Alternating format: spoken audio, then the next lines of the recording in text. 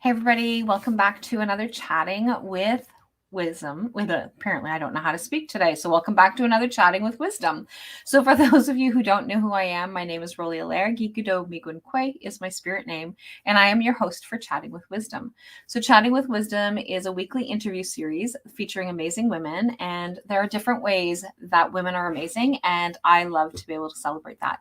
So I invite you to join me in my private Facebook group, Mind, Body, Heart, and Soul Connection. And you can also find a similar group on Telegram that I have been using for this past year to be able to share positivity. And so today I'm going to see if I can not butcher her name. So I'm going to introduce to you Corbie. So Corbie Oh, now I'm like hesitating. Mitleid. Mitleid. So Corbie Mitleid has always been the different one, a writer and a visionary in a medical family. She has always made her own path.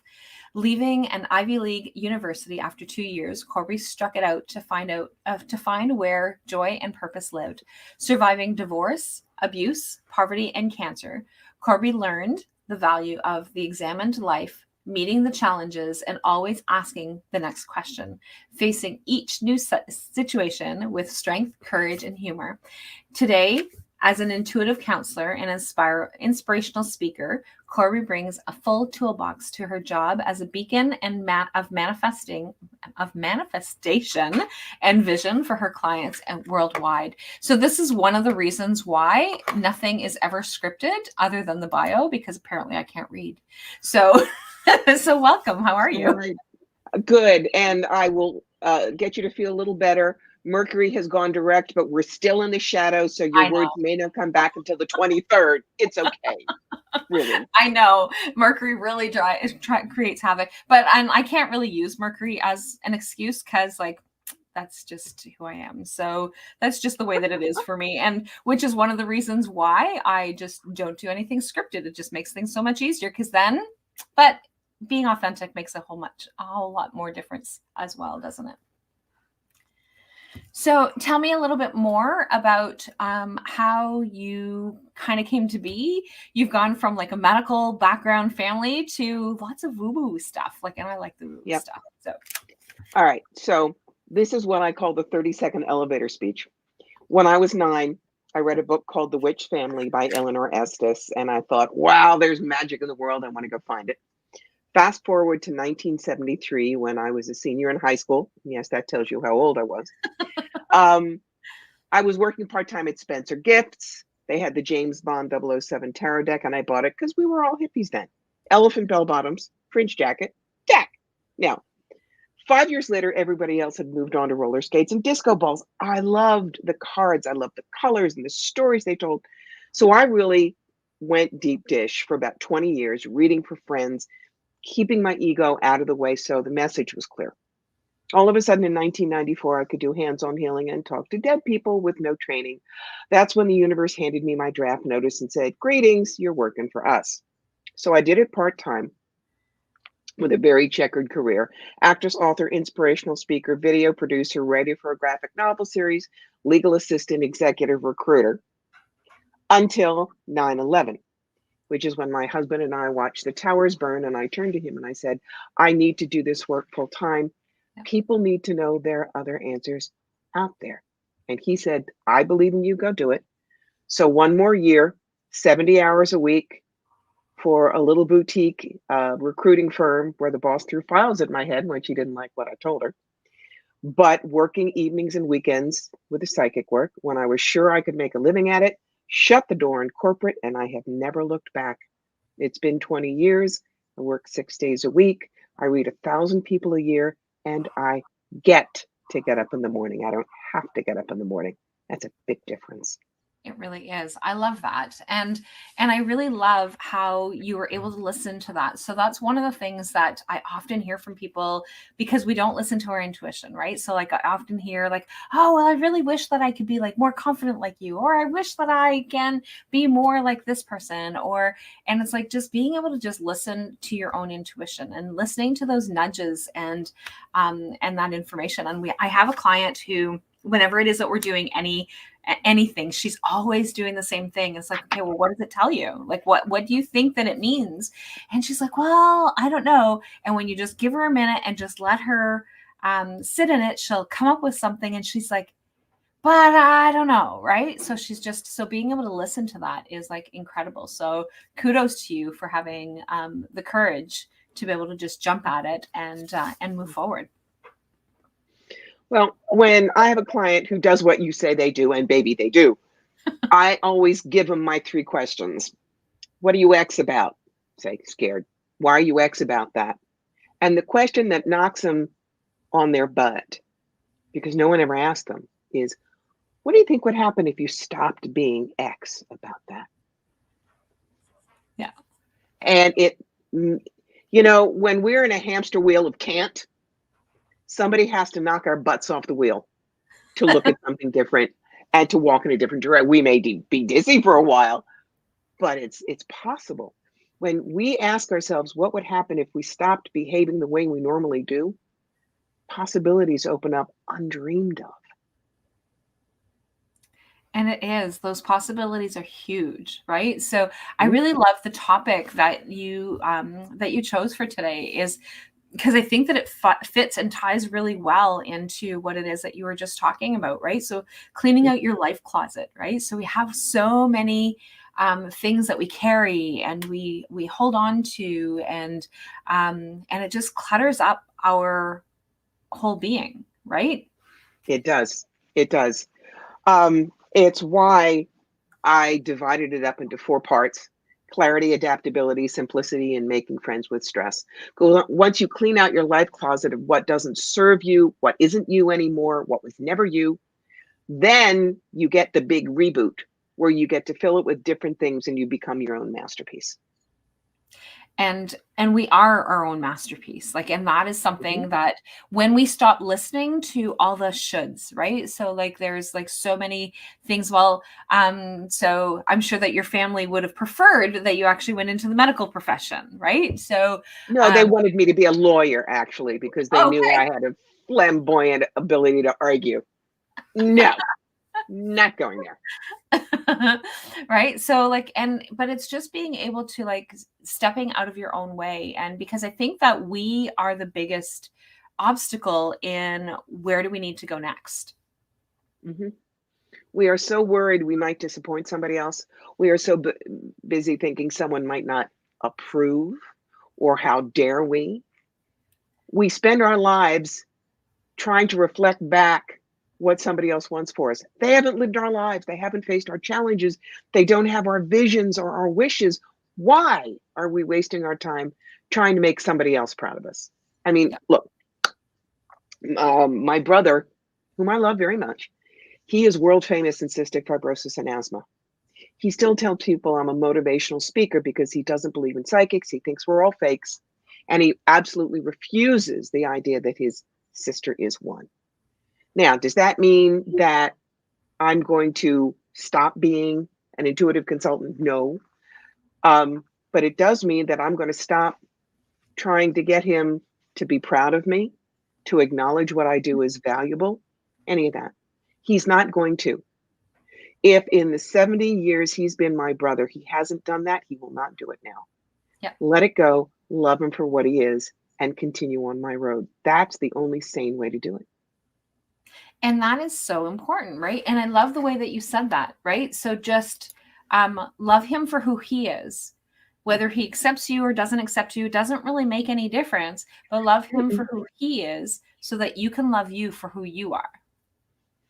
Or he doesn't get in the way of my loving me for who I am. Yeah.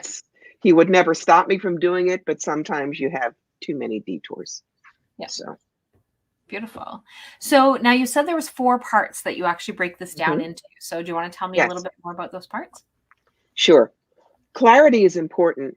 When you're going to look through a telescope, you have to clean the lens, you have to adjust it, or you're not going to see what you want. And part of getting clear, 3 things: clarity of purpose, clarity in relationships, and clarity with spirit. It's the 3-legged stool of life. And when you get that, you can truly move forward to what you want. Second is simplicity. living life as a tiny house. We are destroying the world because of our greed, our constant thinking of scarcity. And I make it very simple. A simple thing like everybody in the house needs their own toothbrush. They don't all need a copy of Harry Potter and the Prisoner of Azkaban. They don't. Yes. So I teach you how to look at all the things in your life and simplify, get rid of what you don't need. It's not Marie Kondo who says you should only have 14 books. I'm sorry. I have a library. I love my books. So there's that. Adaptability and going with the flow. That's how to be in the moment. That's perfection is not everything it's cracked up to be, how perfect destroys good. And then the chapter everybody goes, think about, because it's all about making friends with stress. We're not going to escape it, my darlings. This is the 21st century. Life is nuts. It will always be there walking with you. So you need to learn the difference between eustress, good stress, and bad stress. Now I give a couple of examples of bad stress, as in the shot across the bow, what you could learn from, and mission creep, where you keep saying yes to what you shouldn't say yes to, and all of a sudden you collapse. Yeah. So the big key of this book, though, is yes, it's a self-help book, but it is not typical. It does not say do everything I tell you and it all gets better. If I've got a mother who's living in Milwaukee and she's got 3 kids under 9 and she has a 50-hour-a-week job, do you really think she's going to get up at 4:30 in the morning to do yoga and avoid food with leptin? No. But that's the kind of thing another self-help book told her she had to do. Yeah. So my whole thing is, these are some of the stupid things I did. Here's maybe a client story, and here are some suggestions. But the magic comes at the end of each chapter. I have something called the adventure pages. And the questions there, you're not going to find them on page 37 and a half, guys, because they're things like, has perfect been a friend or foe in your life? Why? When did the search for perfection stop you from doing something important? How so? Think of a challenging situation and find 3 perfect things about it. How do your feelings about the situation change? You must plumb your own life experience or nothing will matter. But as a result, you answer all those questions by the end of the book. That book becomes your personal manual. And your friend could buy it the same day you did, but she'd have a different manual because her answers would be different. And I love how you actually break that down, because one of the things that I say to people all the time is you take what you need and you leave the rest. So just because Joe Blow told you that this is what you need to do, and then Jane Jumble decided that this is a much better plan, you take whatever it is, those little pieces and nuggets, and then you make it whatever it is that's going to be yours. And so I love how you do that with your book. So that's incredible. Too many people try to do something from every single book to the point where everything is contraindicated, and they hear they should do everything and they should do nothing, and the brain goes, yeah. So choose, my loves. You get to choose. Yeah. And not doing it all at once, right? So cleaning out your closet, your life closet, doesn't mean getting rid of everything immediately all at once. It's a process. It took you however many, so I'm into my 52nd year. It's taken me 52 years to get into my life closet. So just saying, okay, well, I'm going to throw it all away is not going to be helpful to me, right? No, especially if somebody else says you shouldn't have it, but you want it. There is no need to feel guilty because you're going to say, no, I'm keeping that. Thank you. Yep. I'm a New Yorker. I'm stubborn. I'm French. I'm stubborn. So I'm French. I'm an Aries. So yeah, I've got, and then I've got an Aquarius moon. So I'm all over the place.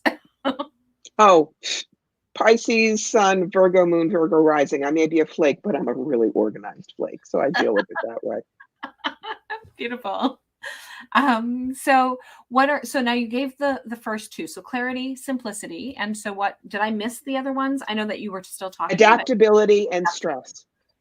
Adaptability, we try to be perfect and it never, ever, ever works. We stop ourselves so constantly. And an example I love to give is from the Broadway musical 1776, which is about the American Revolution. And it shows Thomas Jefferson writing the Declaration of Independence. And you see him scribbling a page madly. He looks at it, crumples it up, throws it away. New piece of paper. Writes 2 lines. Doesn't like it, crumples it up, throws it away. Looks at a blank sheet of paper, crumples it up, throws it away. We do this. Yeah. We do this. It doesn't have to be perfect. You just have to get it out. Yeah. That is the difference, frankly, between a writer and an author. Authors finish their books. Writers are always in the middle of something because maybe it's not good enough yet. Just do it, darlings, and put it out there, and then you can polish it. And that's one of the things that I love because so I'm a co-author in several books. I've actually, my 6th one is coming out. They're launching it on the 22nd.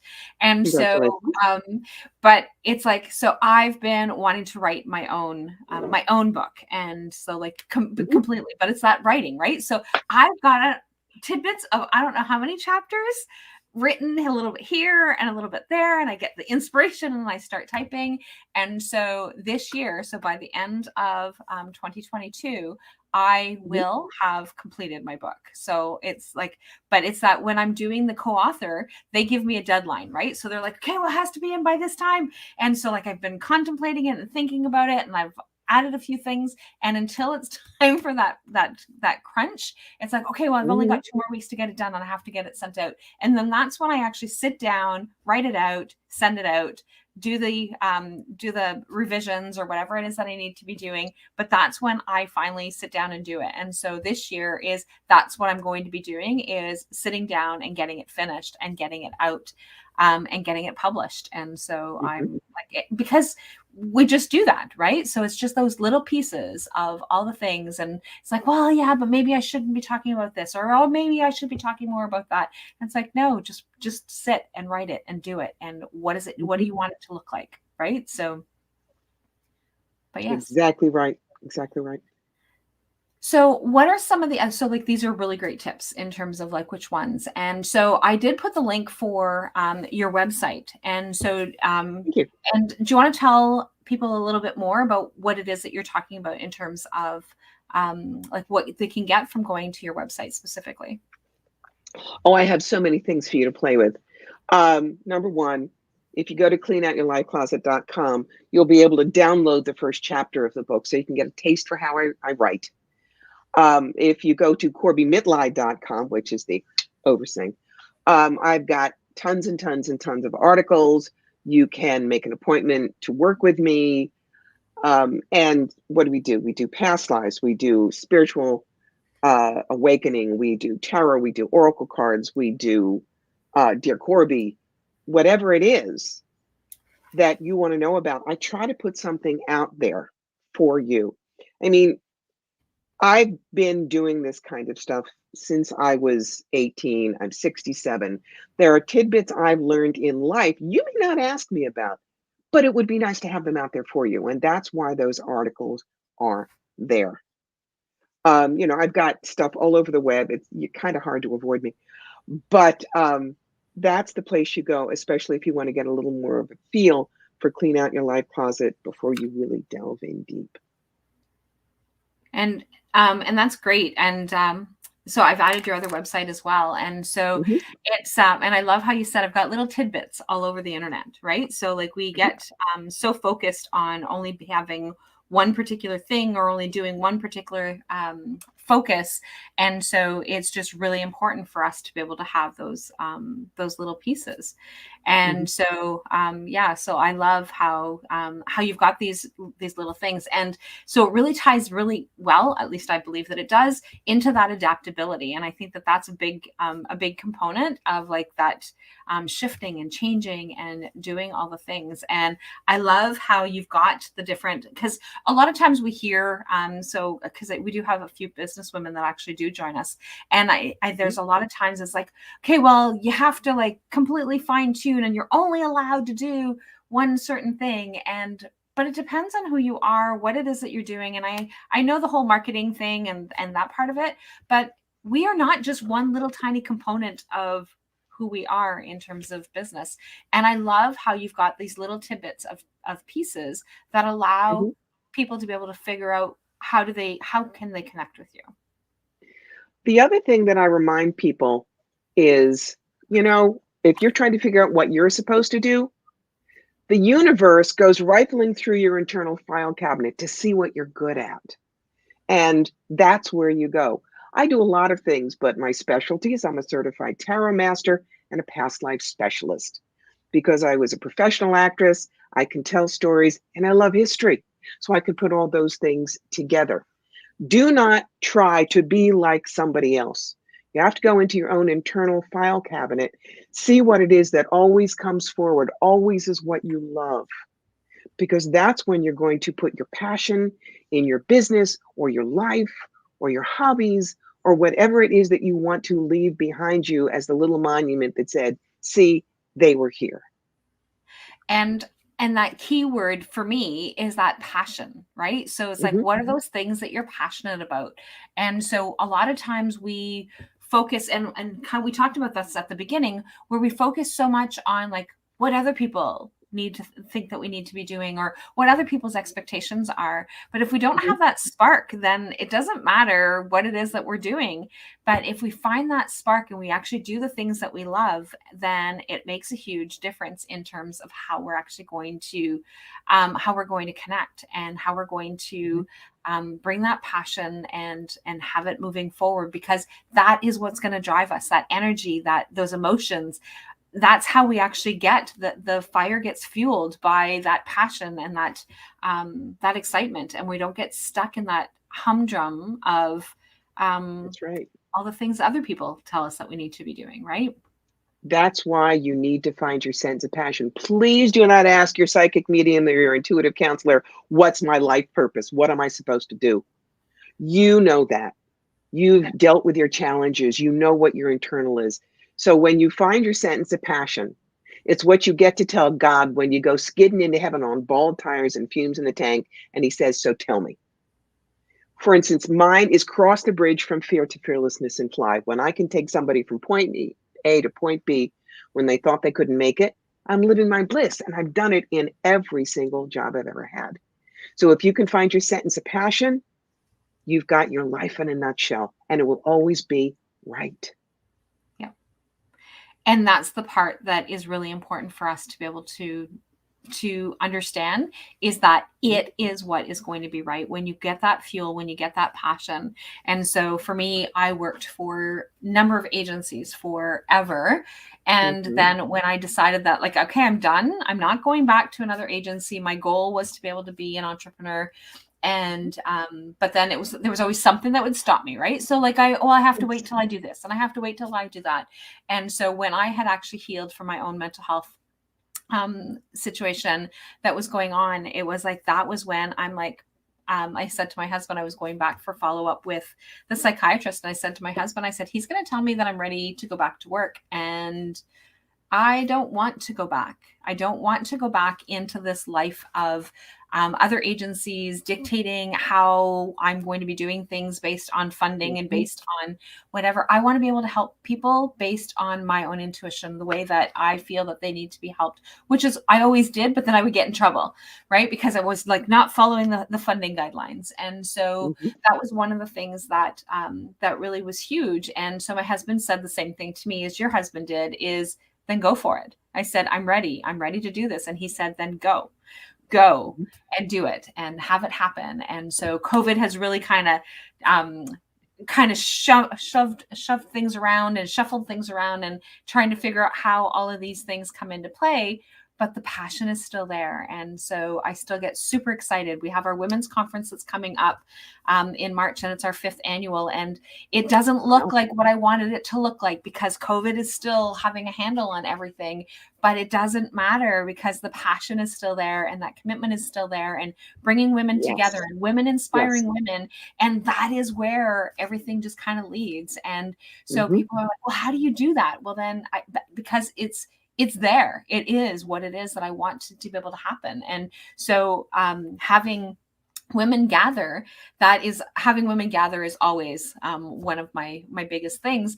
But having other women help gathering other women to help inspire other women. And it's not just the speakers that inspire the other women.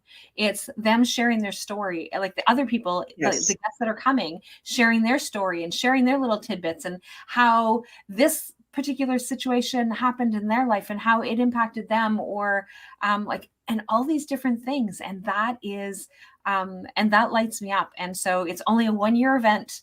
It's one time a year event, but I look forward to it, especially in this 5th time. And but it's that passion and that's that excitement. And so I had somebody that was talking to me the other day that because we had here in Ontario, we got shut back down again. And there's a whole bunch of stuff. And so we have a wellness center, and so all of these things just keep happening.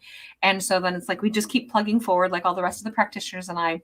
We still keep moving forward, even though we all do things virtually. It's still, we want to have that connection of in person.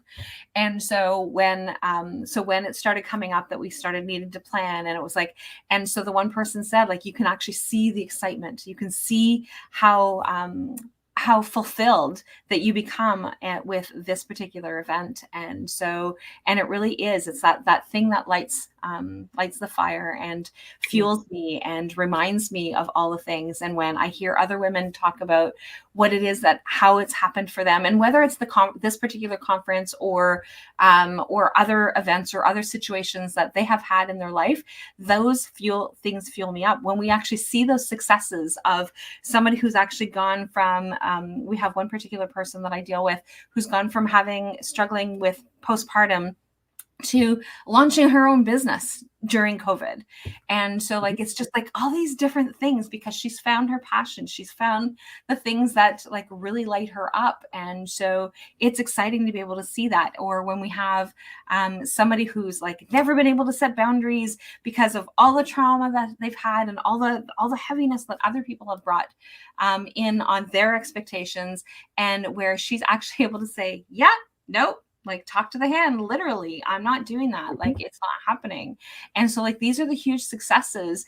And these are the conversations that we get to have at this particular event and in other settings, that we have those women that when we gather together, and even the women who actually listen to Chatting with Wisdom, right? So it's incredible. So it really does.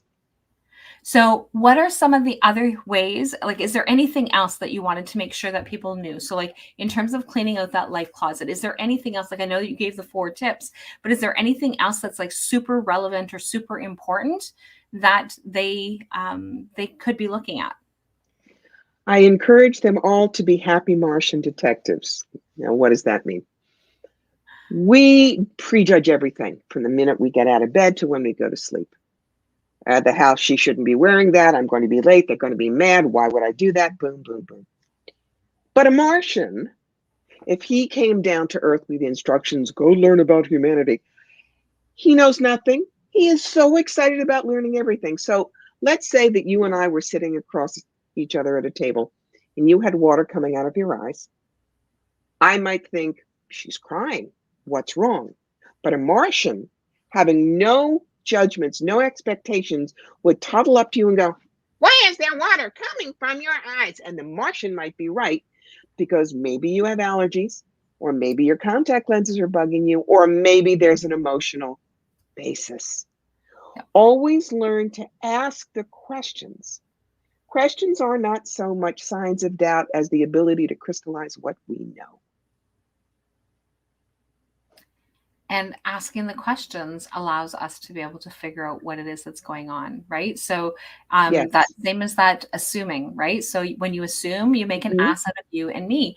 And sometimes, right? So sometimes there's not that that part of things. And so I love that. I love the Martian analogy, because it really is about asking questions and trying to understand. And we see that with children, right? So we see the kids kind of going hey, well, what's what? I don't understand. And so when you actually then have that opportunity to be able to ask the question, and we all have that little child within us. And so if we ask the questions about ourselves, we actually get to be able to answer these little questions as to what next? what's happening now? Why is this happening? And sometimes the why is probably not the best question, but like, it's still like, why now? Right. So why in this particular moment? Maybe this is where you're actually going to jump in and have that leap of faith. Like you said, when everything came down, things changed for you in that one moment, and then you did all the things that you could to be able to absorb all the things that you could to be able to move forward. And that why was because it was time. It was in that moment. Exactly right. Exactly right. Right. So beautiful.